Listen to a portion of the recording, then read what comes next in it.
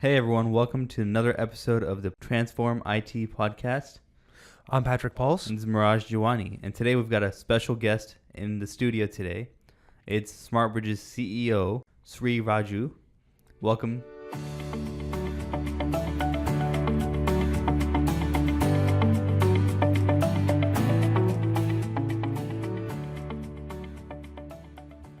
So, Raj, before we get started, one of the things that I wanted to do is kind of give our listeners a little bit of a background. I mean, you have the three important letters CEO behind your name, but can you give us a little bit of background on who you are, where you came from, and kind of just again a little bit of background on you as a person? Let's say background. If I go back all the way, so I went through engineering, computer science in 80s. And then since then, I worked in the auto industry, oil and gas industry. And then in 94, went into Arthur Andersen, the former Big Four or Big Five consulting.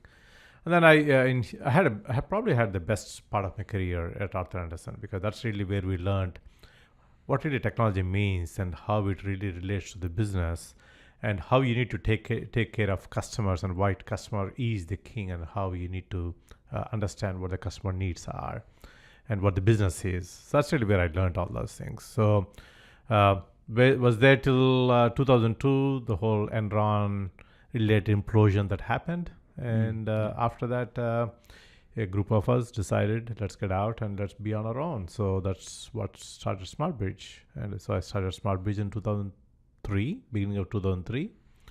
And today we are here. CEO means nothing really. End of the day, we're all together in creating our future. So I'm just there to help coordinate those things and help lay a strategy and a vision for that. All right, so the takeaway I got there is you've got a lot of experience and you're the man with the plan. Now, with that said, we brought you in here today to talk about digital transformation specifically. So one of the things I wanted to do is kind of set the stage and go over the kind of the current state of technology and a basic understanding of why digital transformation is such an important piece of the future vision for a modern corporation. That's a good topic. So when you talk about transformation, I mean, transformation is not new. I mean, it's been going on through our civilization repeatedly.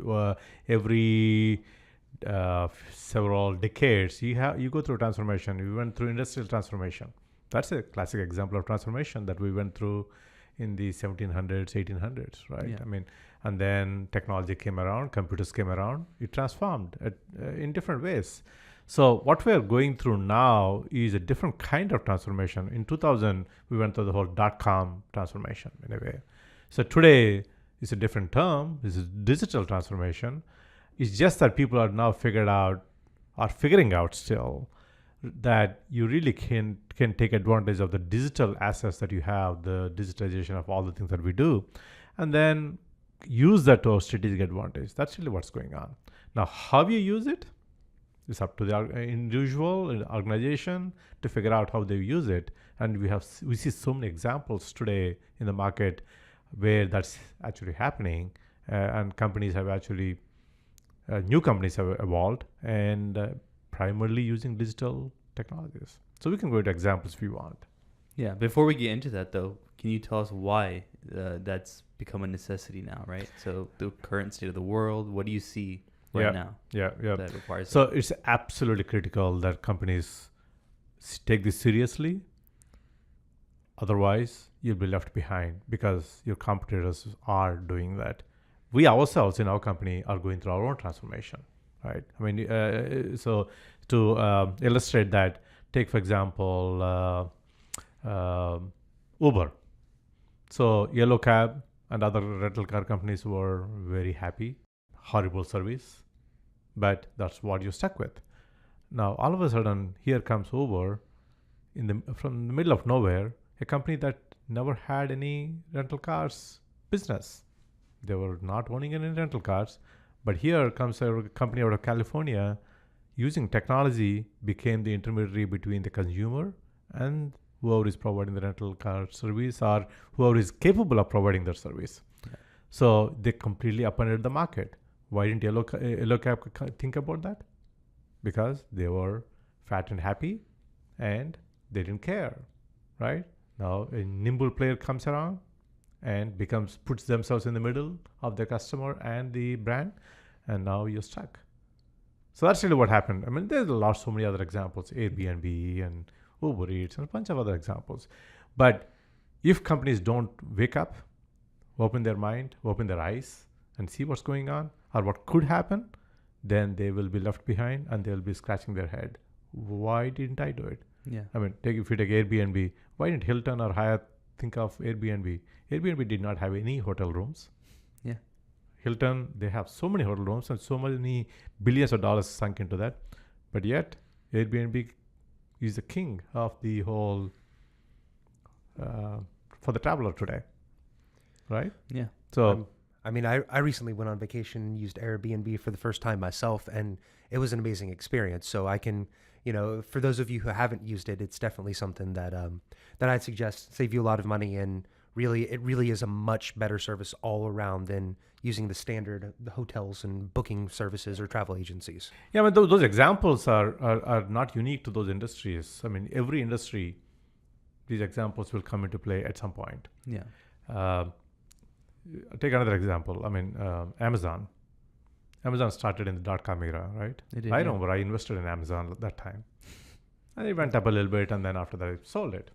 Right? I sold it around $90. Yeah. Today, it's 1,000 plus, right? Now, Amazon was a bookstore that time, online bookstore. Yeah. And that's what we knew. Mm-hmm. But what is Amazon today? It's very different, right? So how did they even get there? And what happened? What did they do to the other industries? So many industries got affected, right, by Amazon. So that's a classic example again. But that they innovated, they constantly transformed themselves. They saw the opportunity and they went for it. Yeah. Before somebody else did it. Now others are trying to catch up, right? Walmart and others. So to kind of circle back a little bit about the digital innovation. Now, we have one previous podcast about, adapt or die, basically, where you have to constantly innovate and change. This is just one concept of that. But one of the things that I've kind of heard as a very clean way to sum up digital transformation is innovation. You said using your digital assets to innovate, but that's the core fundamental principle behind digital transformation is innovate and improve. Now, is my assessment or this term accurate, or do you think it's an oversimplification? Not really. I mean, it's not really oversimplification. Today, innovation is the key to the success, viability, or the growth of any organization. Now, all the companies that are succeeding are the companies that are innovating. I mean, if you look at GE, what's happening? GE is such a big powerhouse. Yeah. It's sad to see an American icon going down the way it's going down. And whereas a lot of new nimble players are coming along. So innovation is absolutely the key to any transformation that companies have to go through. Now, all these examples that we saw, I mean, whether it's Uber, Airbnb, Uber Eats, Amazon, even Domino's Pizza, for example. Yeah. That's an interesting use case, interesting case. Domino's Pizza is basically in the food business.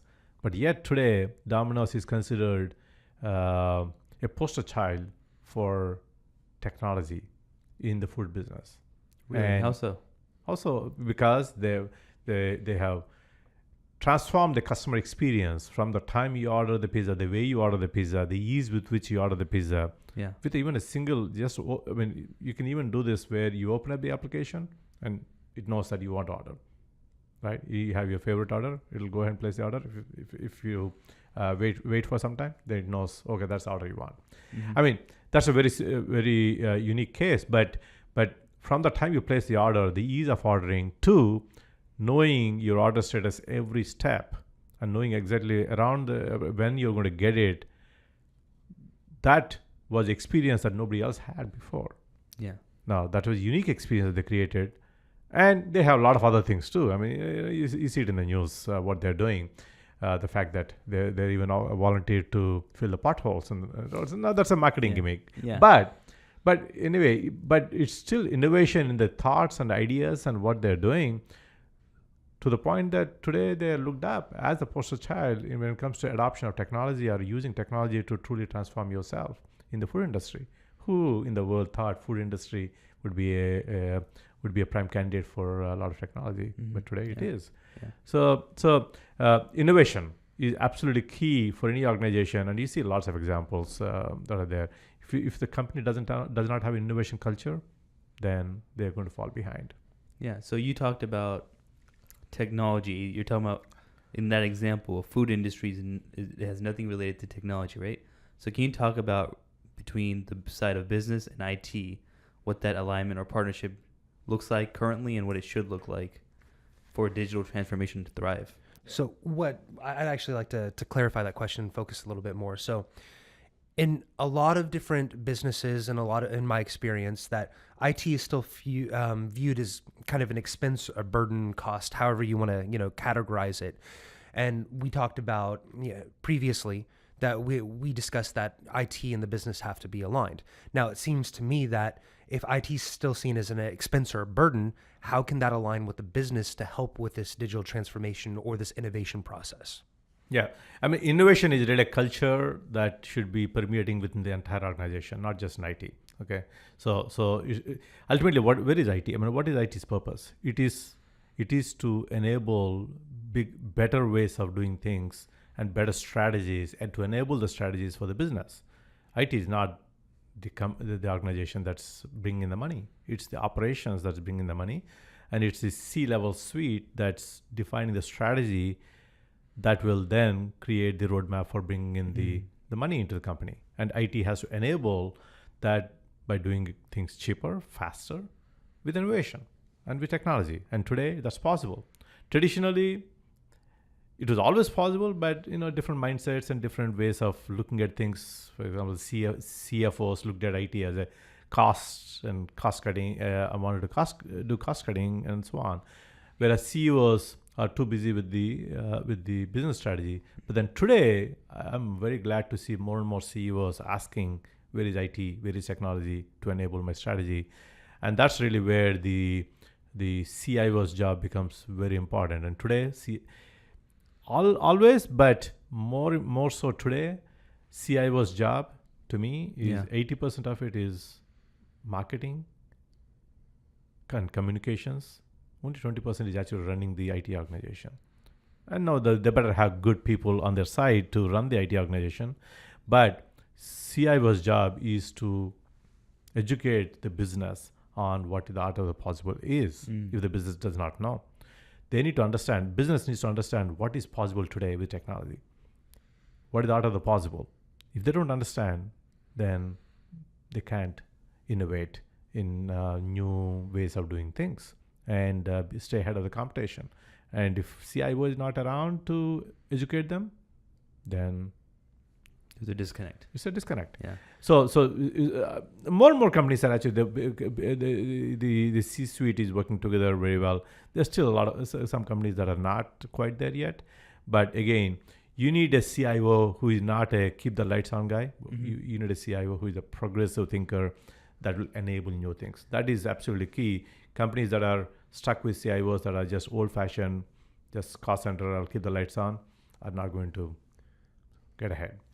So as our takeaway here, you're saying that the CIO has to be more or less an internal salesman and educate the rest of the company on how transformation and technology can actually kind of reduce the upending of the business by other new players in the sphere and new technologies that come out. So basically, you adapt and you change with this new technology. You harness the power of it, opposed to being left behind and losing your market share. Yeah, absolutely. And actually, there's one more point on that one. A few years back, maybe 4 or 5 years back, the new C-level designation came up, which is CDO, Chief Data Officer, right? Because marketing and other parts of the organization realized we need access to the data, we need to organize the data, we need to harness the data. So that data part and the analytics part when business started owning that. As a matter of fact, today, not just today, but last year to 2 years, I've seen more and more business controls the keys to the purse when it comes to spending on data and data-related projects. marketing, and other organizations. They are holding the power to do what they want to do. So, and IT has to deliver the data, but the business is the one that's taking charge. So the CDO is responsible for creating the strategy and the enablement of anything related to data. There's actually a school of thought that because data is so important today, because all of these applications, everything that the companies are doing is producing so much data. Sensors are producing data, applications are producing data. You have external data, market data, so much data. And there's a school of thought that the CIO may disappear, and the CDO and the CIO roles may merge, and maybe the CDO may actually become more powerful and take over all of this technology. Now, whether it's true or not, it doesn't matter. That's just a school of thought. But the most important point here is the fact that the CIO, the CDO, all of them need to work together, and ultimately, it's all about enabling the business. And if they don't, you're going to be out. Yeah. So that's an interesting take, that as we produce more data, this data provides increasing insight and value to the business. And part of the digital transformation is harnessing that data and bringing it and turning it into what I would say actionable information, or at least something that the business can use. Now, we've kind of briefly gone over a little bit of the digital transformation and a little bit of the background of it, but can you really, or more specifically, discuss the 5 primary areas that digital transformation has to hit? Interesting. So when it comes to digital transformation, it means a lot of things to different people. People are actually scratching their head figuring out, okay, so I read about it, I hear some companies are doing it, but what is it? So different companies are in different maturity curve when it comes to digital transformation. Mm-hmm. Maybe some companies have mastered, mostly the technology companies have mastered it, but a lot of the other companies are still, whether it's crawl, walk, run, most of them are still in the crawl stage, some in the walk stage. So what does it mean, digital transformation? It can mean a lot of things to different people. Now, if you ask McKinsey, Gartner, and Accenture, they all have different viewpoints. And we did our own study on what all these things are. We studied every one of those frameworks. What are each of the experts saying? And ultimately, we distilled it down to 5 things that customers really should focus on. So in our viewpoint, digital transformation is to focus on 5 areas of the business and figure out how you use technology to innovate how you deliver your services with or your day-to-day processes within those 5 areas. Ultimately, end of the day, you are actually dealing with your business processes. You're looking at how do you use technology and digital technology to transform your processes to the next level, to take it to the Industry 4.0, the way the future is going to be. Yeah, that's really what you're doing. Now, if you now look at your major areas of your processes, now the number one, to me personally, is all about customer experience. Yeah, digital transformation. If you cannot do anything else, the one thing that you should really focus on is creating exceptional customer experience. All the way from how you target a prospect to how you take the customer through the whole the journey, life cycle of the customer, and make sure that the customer is there for you and he will come to you, or he or she will come to you always. Yeah. So what do you need to do? Okay, we can talk about a lot of different things, but it starts with understanding the customer first. Know everything about your customer. Do omni-channel engagement with the customer and push information to the customer. Just like how Amazon, for example, when I order something from Amazon, I know exactly, as soon as I order, I get notifications and I know when it's going to be shipped. They're going to keep me informed. I know when it's going to be delivered to my home. I know when it's dropped off. As soon as it's dropped off, I immediately know that it's been dropped off. I don't even have to call anybody. There's no guesswork. There's no guesswork. That's what customers want. They want that information. It's all about information and pushing the information to them, and then enticing them to come always work with you, because of the quality of service that they're getting. So even today, there's so many companies that you deal with where you order something, you have no idea what the status is. And you have to call them. You have to call the customer service. Oh, I ordered something. I placed an order here, and I still have to wait. You call a service technician from, let's say, I don't want to take names, but take a service company, and then they say, oh, we'll come from between 8 and 12. Yeah. You be there. And then you wait, you don't know if he's coming at 8 o'clock or if he's coming closer to 12 o'clock. Yeah, and then you wait and wait. Hours, yeah. And then 11 o'clock comes around, no show, right? So now you're wondering, is the person going to show up? I only have 1 more hour. So then you call. They say, oh, then I experienced this where they say, oh, the technician knows he's going to show up. That's all they know. Why can't, when you talk about digital transformation, now you change the equation where, the technician has 4 or 5 different stops. Yeah. Right? Now you're number 3, then I have an idea. Yeah. So I get a notification first thing in the morning or the previous day, you're number 3 in the list. So that means I know it's going to be around 10 o'clock or something, 10, 11, something, right? And then as they're finishing up the previous jobs, you send notifications by text message and say, hey, technician is finished this, and based on where it is, he's expected to come somewhere between 11 and 11:30. Yeah. Why can't you do that? It's possible, right? It's so easy to do Yeah. it. But systems are not there to do these things. So in that example, digital transformation is about creating that awareness for the customer and creating the stickiness where customer is aware continuously on what to expect, when to expect, and it happens as promised, right? So that's number 1. Yeah. Okay. Then the other areas that you have to look at in digital transformation is you cannot create the superior customer experience unless you and your partners that you work with, your supply chain and your business partners, you are seamlessly integrated with them so that you can connect all the dots and create that experience for the customer. If you don't connect the dots in your supply chain, you cannot create that experience, right? So for me, the number 2 is the vendor partner ecosystem. Focus on those areas and then create integration and be digitally connected in a seamless way. Okay. Once you do that, frankly, you actually can come up with new products and services for your customers in ways that you have not thought about. So now you focus on your products and services and create a digitally enabled new products and services, or improve existing products and services, both combination of both, right? So that's the number 3, okay? And then for me, the number 4 is operations. Create excellent operations. Create digitally enabled operations folks where they have information at the right time when they need it.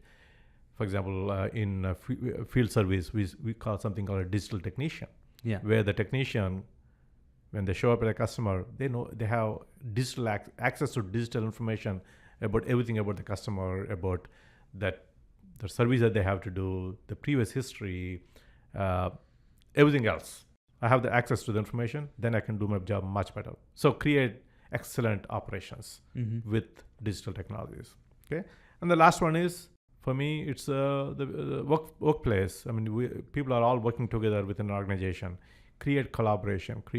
There's so many tools available to create a collaborative working environment where you can shorten the cycles that you spend to achieve a desired outcome by using collaboration. So create a very highly collaborated environment with the digital technologies. It's all possible today. Yeah. Everything is there. So it's an example of walking the talk, right? If you're providing digital transformation to your clients, you want to be that way internally as well. Yeah. Yeah. All right. And one thing I want to ask you or follow up on was, you mentioned seamless integration and engagement with your partners and vendors and that ecosystem, right? How do you get your partners and your vendors up to speed to support you in that effort? So, of course, depending on where you are in the supply chain and the value chain of that and your power, you will be able to do some things, you may not be able to do some things. But here's the reality. Vendors and partners that cannot elevate themselves to integrate with you digitally, at some point, you will decide you're going to drop them off. Yeah. and you will bring in vendors that will be able to do it. Similarly, if you are a vendor, if let's say a certain brand is a vendor to another organization, I'll give you an example. I went to a client of ours, and I've been talking about the fact that they need to do digital transformation. At least they need to start talking about it for a while. And for them, they are in the tank terminal business.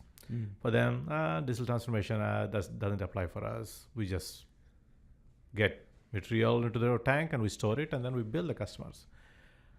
And then all of a sudden, one day, I was sitting with the CEO, and one of his operations guys said, an oil major is asking us to integrate with their ERP system. And they need to, when their truck pulls up, loads, and then departs, they need to know when it departed and how much was loaded, not on paperwork, but their system needs to know immediately. Instant feedback. So this came from the operations guy. CEO was thinking, nah, it's not required. But then all of a sudden this came. I said, oh, we need to do that. And then the CEO said, oh, if we don't do it, that big oil major will go across the street to their competitor and they will use them because if they're bigger than us. And if they integrate and we can't integrate, then we will be losing our share. That's exactly what will happen. Is if you are a vendor for another large company, then if you don't transform where you create the ability to do this integration that we just talked about, then the other company will decide, you know what, either you walk alongside us, or we go with somebody else. That's going to happen, and that's happening across the board in the industry. So basically what we're saying is that your seamless engagement with your vendors and your supply chain is basically a customer. It goes back to the customer loyalty point that you started off as number one, saying that not only do you have to keep your customers, but you, as in business to business situations, your customers and your vendors and the exchange of value there has to digitally transform as well. And you should have that same mentality that even though it's a supply vendor relationship, you still have to have that customer loyalty, stickiness, and provide them that additional value. Otherwise, they'll transition to another supplier or another vendor that will actually provide that service to them. Yep. That's what will happen. It's kind of interesting how that comes full circle. Yeah. So that's why it's very important that that one cannot rest thinking that that doesn't apply to us, because the whole world is moving. You have restaurants today restaurant CEO was talking about bringing robotics into restaurants where the robo will actually make the food, because how much skill is required in making a burger, for example? Yeah. Not a whole lot. Yeah. So when you have those kind of things happening and companies are cutting costs by innovating and transforming, then at some point your cost equation is going to put you at a disadvantage, right? As an example. Now, besides the fact that you should be innovating and creating new products and services, that's a right way to look at it. But all these things are important. So it's interesting that you touched on that, because that was the next item that we really wanted to discuss was automation. So we talked about digital transformation and your 5 primary areas there. But everyone, it's a big buzzword or keyword now that everyone's looking for is automation. Now, as far as digital transformation is concerned, how big of a portion do you think automation is going to play, or how big of a piece is automation in that digital transformation plan or strategy? It's just one piece of the puzzle. It's not. Digital transformation is not about automation. It's about new, better ways of doing things and creating new products and services. In a way, ultimately, you have to generate profit. And profit is all about creating new revenue streams and reducing your costs, right? I mean, that's as simple as that. So now on the other side, when you have to reduce costs, that's where automation comes in, where you can produce things faster, cheaper, with less labor. Yeah. The labor is a big component of a lot of the products, at least in US, right? Mm-hmm. So automation, automation is a lot of different things. You have industrial automation, where in factories you can automate a lot of the tasks, as well as you have your back office automation, where You have a lot of people in the back office, whether it's a finance function, HR, payroll, other areas where a lot of repetitive work is going on. And that was frankly not an area where companies looked at. People focused a lot on industrial automation. But now in the last probably year to 2 years, this has become an important topic where, hey, I can reduce my cost. I can improve things, and I can eliminate or replace a computer to do the same function that a person is doing in a repetitive manner. And we've done that. Well, we've always done this, but not in the way it's happening now when it comes to automation. Because there are specialized tools now that you can use to look at a business process and look at what parts of the business process are being where people are doing repetitive work, and then take a computer and say, put a computer instead of the person, and say, okay, this computer will do that work instead of the human. Yeah. That's called robotic process automation, RPA. You will hear the term RPA more and more. Actually, McKinsey says by 2025 or 2030, about 50% of the tasks that can be automated will be automated by machines, by computers. Okay, that's a scary number. Yeah. Look at the impact on the labor pool. Now, there is an impact. Now, which way? The way I look at it is, you free up people's time by letting the machines do the repetitive tasks. Now you can train those people and put those people into higher value tasks.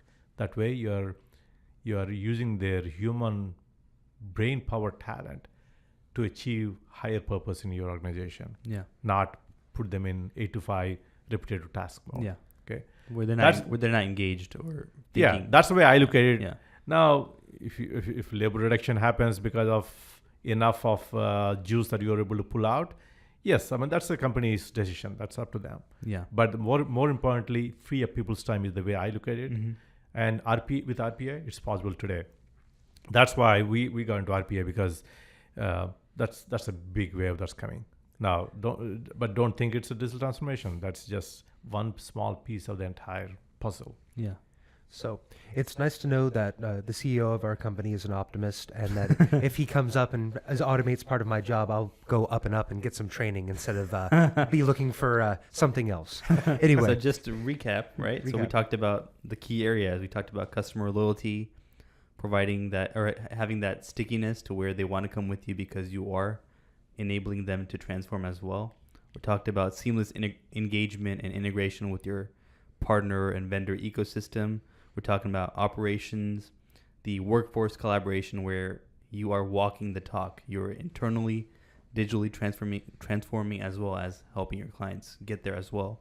And then we talked about automation as a key piece of enabling digital transformation to get your customers and your own organization to that point, right? So we understood briefly right here what digital transformation is, what are the key areas. Let's talk about how to enable that in an organization. And so we've heard obviously from that before a change happens, you want to have the right strategy. It must exist, right? So let's talk about, can you give us some insight on that? Yeah. I'm glad you actually brought that up. So digital transformation, like I said, it's not about technology. Yeah. Technology is only an enabler. It has to start with the strategy. The organization has to have a strategy and the belief that they want to transform themselves and they want to get ahead using the digital capabilities that technology brings. Yeah. So you got to have the strategy. Now, the strategy, do you start with the strategy or do you let ideas flow and then figure out your strategy? Now, I don't think there's a right answer. At some point, you got to have a strategy and vision. Yeah. But do you start with that? It's hard. So the way I would recommend to organizations is, first of all, you got to educate yourself, right? Because if you don't know, then you can't do anything, right? Because your brain would not work that way if you don't know. So educate educate the executives first. That's absolutely key because they are the ones that make the decisions. If they're not educated, then nothing will happen. Yeah. Right? Then you're not going to have the culture. So start with education, and maybe that I would put that in the broader category of innovation. right? You can't innovate if you don't know. Yeah. If your mind doesn't that work. You don't So know what you don't education is part of innovation anyway. Step one of that. Yeah. So establish a culture of innovation in the organization. That is absolutely key. If you don't have the culture, forget it. It's not going to happen. So establish the culture of innovation. Start with education and then promote innovation by encouraging people to innovate, thinking outside the box. No idea is a bad idea, and then let them experiment and fail fast. Yeah. The CEO has to understand that when it comes to technology and transformation and digital transformation especially, some things will not work. Some things will fail. The key is to fail fast. By experiment and fail fast. You can only do that when you enable the innovation culture. So I would start with that. And CIO and IT has to be Support lockstep with the business. Yeah. But IT should not be leading. They should be working with the business, and business should be leading. So that's step one. Yeah. So would you really say that, maybe to kind of throw out a word here, is that the mindset of the organization needs to change? Yes. And then, where do you see, okay, so is part of this is moving from a kind of a reactionary type of process to a proactive type of process? Culture, really. Yeah, it's culture. culture. So where would you say that, I've heard people talk about this, is listen to those pesky millennials. Now, being a millennial myself, I don't want to give away my age really, but I just have, I think. My point is, so you have this mindset of innovation. Now, a lot of people say, hey, these new up and comers, these, fresh out of college people or people with 2-3 years in the industry, they don't have enough experience to lead this innovation.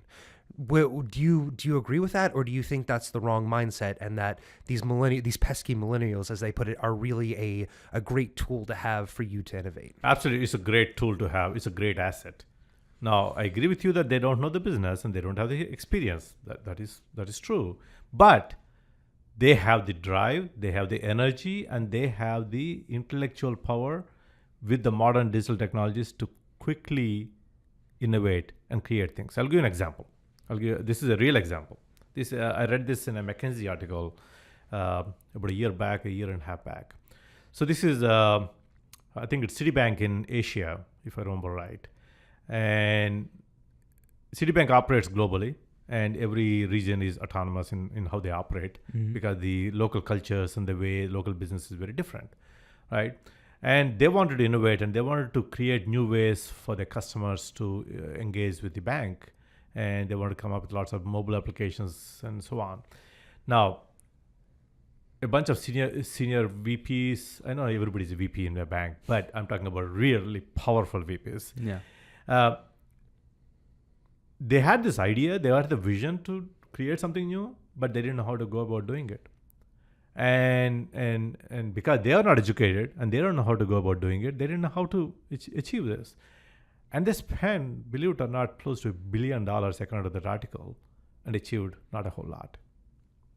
After spending $1 billion and not achieving a whole lot, later on, a younger executive came in, and he saw this. He said, "Oh, let me take this challenge." And then guess what he did? He came up with ideas, some more concrete ideas. And then he took a bunch of 25 to 30-year-old millennial kids and put them into hackathons. He created a hackathon concept and put them in hackathons. And those hackathons probably would go for a week or something like that. I don't remember how many days, but believe it or not, they created, within a short period of time, the products that the company was hoping to achieve with those $1 billion that they spent. Within a very short period of time. And all of a sudden, the senior executives came and looked at them and says, "Really? Who did this? Yeah. How is that possible?" That was the surprise that they had. So that was a clear example where you bring the mind of the experienced person and the talent of the millennials, and when you put that together, then wonders can happen. Because frankly, when it comes to newer technology, millennials are much better at that than the older folks like us. So I think that was an example, but it's a clear, and we see that all the time, even within Smartbridge too. So that's a clear example that you can truly transform your organization if you embrace and look at the strengths and weaknesses and put the right teams together. Yeah. So we're focusing a lot on like the millennial generation, but like how do you get people who are experienced, who are within your business for years and decades? I heard you say this, that people want to give value. They want to be involved, right? So how do you get them to get on board as well? Yeah, you got to educate, right? So that's why about a year back, we launched a program called Transformation Talks. Mm-hmm. We call it Education Series. So when we do that, we picked about 15 different topics in the digital transformation area, whether it's predictive analytics or game theory or automation. There's a bunch of different topics, and IoT, these kind of topics. And what we do is we tell our clients, bring your senior executives, we bring in lunch, you pick 4, 5, 6 of these topics, and we'll conduct an education series where every other week, or maybe one topic a month, bring in lunch for an hour and a half, 2 hours, and then bring your executives, and then we'll go through this. We'll show you examples. We'll tell you what other industries, companies in your industry or companies in other industries are doing things in that area and what it did for them. Yeah. We educate them, and believe it or not, I mean, when people walk away from those sessions, their eyes lit up. Yeah. Really? That's all possible? People are doing it? Oh, then their mind starts, the wheels start turning, and they come up with ideas in their organization, in their area, which they want to now experiment. So then they can go educate internally. Right. So that, otherwise it's very hard. I mean, you got to have the education. And then when you have a culture of innovation, then people are also spending their own time trying to educate themselves because their mind is working in a different way. Now, giving you a scenario here, let's say we have a senior executive, someone in the C-suite that, they're educated, they understand a little bit, but they're still a little, I'd say, apprehensive to change. How do you really determine the value behind these ideas? They want facts and figures and say, okay, what's my ROI? I want to see what this investment is going to bring. How would you explain to them, or how could someone show their counterparts that there's this value, this ideation process, and these ideas and this innovation? How can you show them that this is actually going to bring value?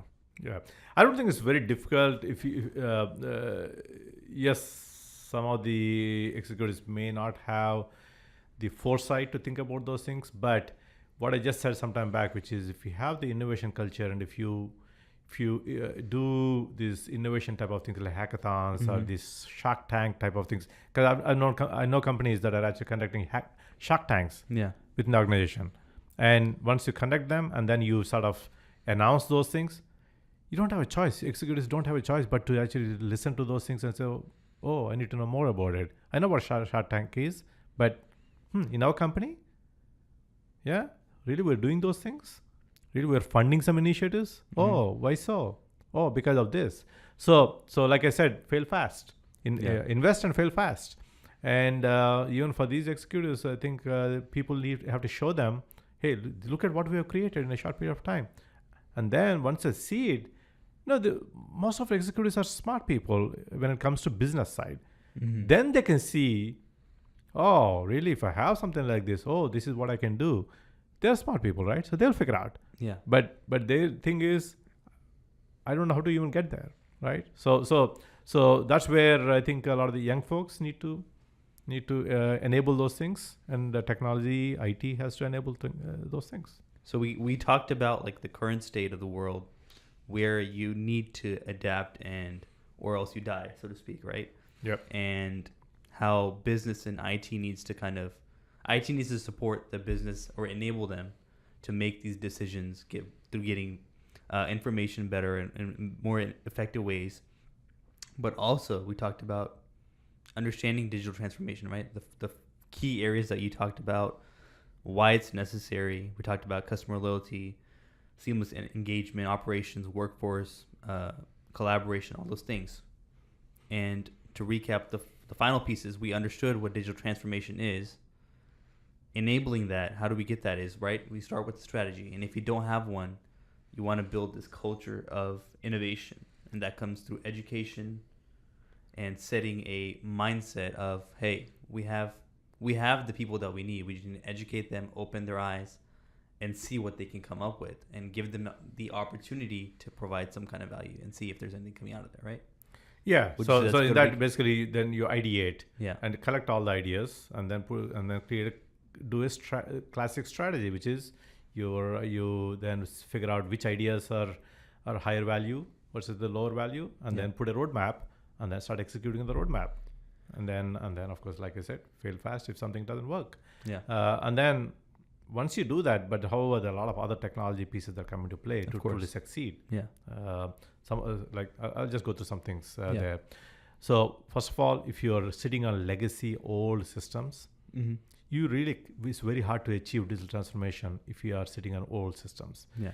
You got to modernize your systems, because frankly, from a technology capability point of view, some of the old systems don't have the kind of capabilities that you need to digitally transform, because they don't have the functionality, or they don't have the integration capability, and so on. So you got to modernize your systems first, whether it's in the cloud or on-prem.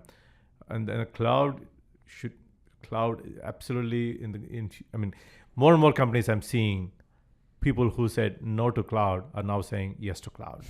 And because it gives them agility, no doubt it gives them agility. Yeah. Much better functionality. Those days of one ERP does everything are gone in my mind. And so and today it's all about best of breed. Yes, my ERP is good for certain things, but not good for other things. It's just good enough. It's good enough, okay, to compete in today's world. You need to be the best. So a lot of cloud applications that are focused, pointed, great applications. So doesn't matter where it is, you got to acquire those capabilities from a systems point of view by modernizing your systems. Sometimes you have to upgrade. Sometimes you have to implement new functionality. Right? But wouldn't you see that, though, as, not even necessarily step one in the process, but it's the catalyst or the opportunity to initiate the digital transformation within the organization?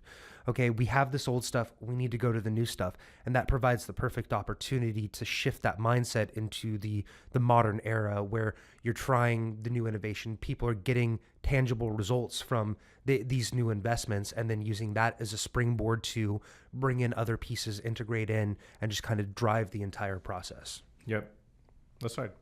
Yeah, you have to do that. That's the path you have to go. And then the other thing I was going to say is once you modernize your applications, you have to integrate those applications. Yeah. You have to have digitally integrated applications where things are happening in a seamless way. Your processes need to hum in a very orchestrated manner, whether internal processes or external processes. So without proper sound modern integration, it's going to be hard. So because today the world is real-time integrations in a lot of cases. The technician scenario I gave you, where I need to know when he's going to show up, that cannot be a batch process. It has to be a real-time integration. As soon as he updates the status, that status then should trigger a text message to me informing me. That's not a batch process, right? Yeah. That's the kind of capability. That's a simple example, but you got to integrate those applications so that they're humming along well. Yeah. And then, like we talked about RPA, right? I mean, automation. Yeah. So these applications and the integration is mainly to enable processes. Now you could optimize your processes where if you can take costs out with automation. Get out of the repetitive work schedule mode. Let machines do it. They can do it much faster. Yeah. They can do faster, cheaper, higher accuracy, because you avoid human mistakes. And guess what? They work 24/7. They don't take coffee breaks. They don't go to restroom breaks, and they don't go home after 5 o'clock. They're working 24/7 if you need them to. And you can scale it up. If one machine is not enough, you can put 5 machines and scale it up. Yeah. So look at the power of that, right? So But however, don't assume that all processes can be automated. No, it's repetitive parts of processes is what can be automated. There's still a lot of other things that happen through human intellect that cannot be automated. You see that with some of Tesla. it can be automated, but then that's more complex stuff. So crawl, walk, run, and initially automate the simpler ones. So those are some of the things that you have to focus on, and then all of these things are producing a lot of data. So you got to have very good data management and data organization to tap into that wealth of data. Yeah. The other day I was at Houston Strategy Forum about 2 weeks back, and there was a panel discussion of business executives from the oil companies, some of the oil companies, and it's a universal opinion of all the executives that we don't want IT to be in the middle of this data. We want IT to deliver the data for us in the business in a consistent, reliable manner. Frankly, if IT has to if they try to own the data, or if they try to own the analytics, then they're going to slow us down. Yeah.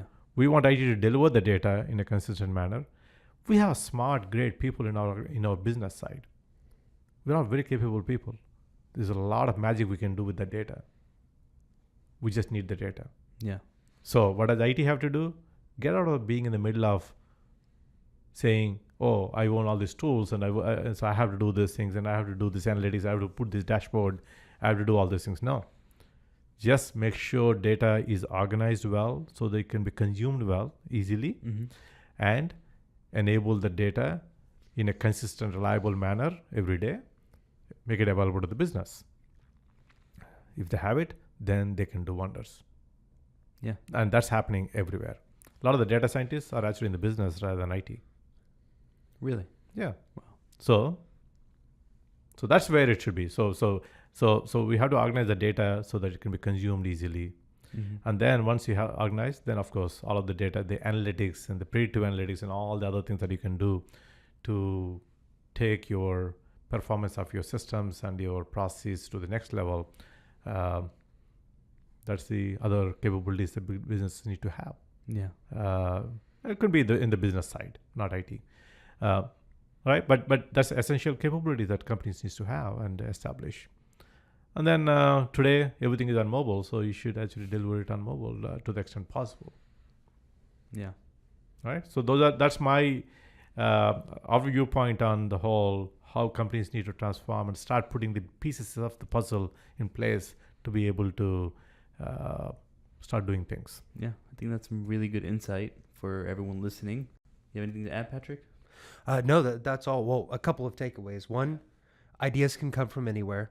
Two, information or applications in silos are a bad idea. And three, no company should ever have a policy of emailing documents back and forth. They should use collaboration tools. Yes. So those are the big three takeaways for me. Absolutely. Yeah. So I think we had a great episode today. Thank you, Raj, for joining us, giving us your time. You're most welcome. This is a very important topic, and I'm glad we talked about it today. Yeah. We're glad to be able to educate listeners, and hopefully they can transform digitally in that sense, right? Yeah, provide some insight and maybe plant that seed of understanding so they can take the knowledge they've gained today and go out there and actually start making some actionable change. Yeah, absolutely. That's all the time we have today on this episode of Transform IT. We like to thank Raj again for coming out today and talking about digital transformation. If you liked what you heard, go ahead and give us a like and a share. Follow us wherever you found us. I'm Patrick Pauls. And I'm Miraj Jawani. We'll see you next time.